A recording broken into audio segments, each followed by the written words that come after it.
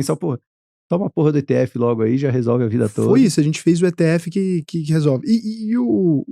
Acho que o grande lance dele é que é um produto que, porra, é muito óbvio, né? Eu não sei por que não existia. Eu não consigo entender por que esse produto não existia. É que quando você falou da simetria, pra mim, é um mercado... Aí você encontra uma simetria, porque o produto em tese já existia, só que não existia a facilidade para ter o acesso ao produto. E essa simetria ela pode ser fechada através de pessoas como você que vão criar esse tipo de produto. Por que não existia antes? Porque talvez quem oferecia ganhava mais dinheiro criando toda essa complexidade do que Mas o cara não propriamente a cobra, ele vai cobrar a facilidade. mesma coisa, eu acho. Porque, sei lá, ele vai. No Tesouro também, o cara não vai ganhar muita grana, o assessor, né? Não mas tem rebate no Tesouro. É que tem que ver também o tamanho do volume negociado, enfim. Mas é que às vezes até é a falta de incentivo em querer criar algo novo.